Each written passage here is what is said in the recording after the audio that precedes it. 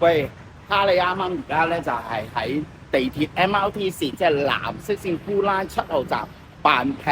咁今日過嚟做咩咧？就係、一個新落成嘅項目，就係、The Busa 嘅 Chapel One Spa 茶蘭啦。咁呢個項目已經係開始收樓啦。咁我哋都已經客人係驗咗樓收樓，準備出年 move in 添㗎啦。咁呢個都係客人準備回流亞洲由加拿大翻嚟嘅一個居所。咁其實陸續咧，我哋都會有一啲客人咧繼續驗樓嘅。咁今日哈利抽個時間咧，因為天氣好，就想過嚟睇下呢個新落成嘅項目。咁就嚟到7號站扮劈呢一度咧，去參觀下呢個新落成嘅項目，睇睇呢個項目嘅設施啦、環境啦，同埋各樣嘅細節，再同大家確認下咧，係咪大家一個值得考慮嘅項目。再落嚟咧，就睇下 out 下有冇啲新嘅 promotion。如果大家想買河景現樓嘅項目嘅，咪可以考慮下咯。咁喺辦柏站咧就揀2號出口，出到嚟咧有2條天橋嘅，呢條咧就係、由下邊上嚟嘅，就有電梯上嚟嘅。不過呢個位咧我方便影到俾呢個項目 Chapter One Spa 俾你睇。咁啊，大約由地鐵站行3分鐘時間咧，就會去到 Chapel One Spa 茶蘭呢一個嘅項目噶啦。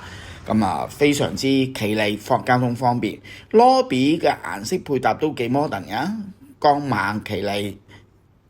咁項目咧就係即將入伙嘅，咁其實就係1月份開始啦。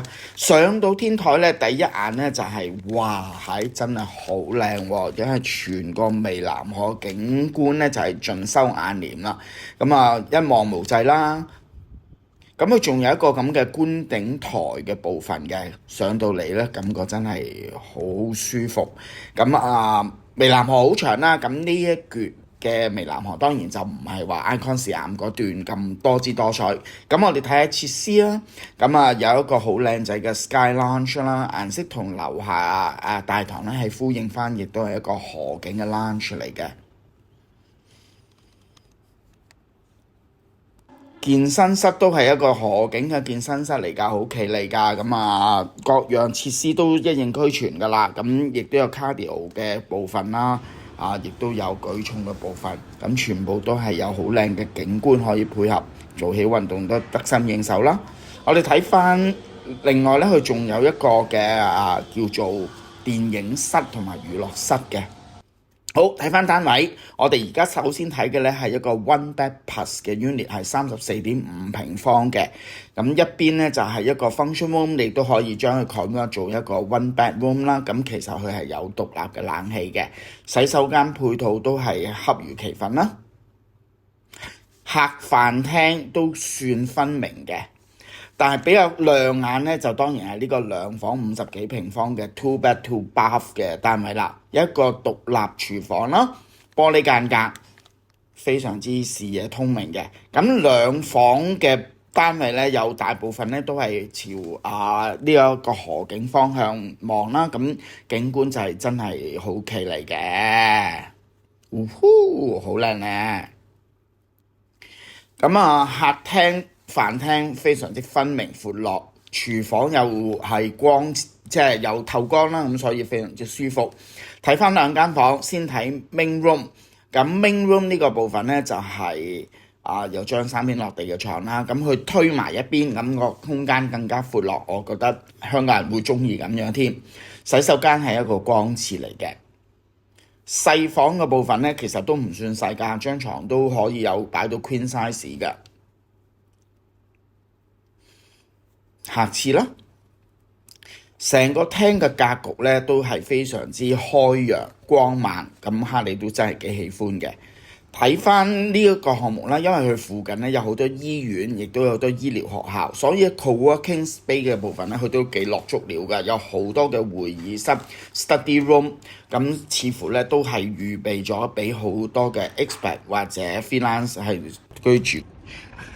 參觀完呢個 Chapel One Spa 茶蘭之後咧，哈利都係好 impressive 嘅。咁首先重點係呢個項目嘅性價比係高啦，因為佢嘅定價咧係始終佢唔係市中心位置。咁雖然佢非常之近 BTS， 所以交通其實好方便。無論你去甩跑啦，或者去傍蘇，又或者翻出去唐人街咧，其實都係講緊係半個鐘頭到嘅車程咧，就已經可以去到各大嘅地方㗎啦。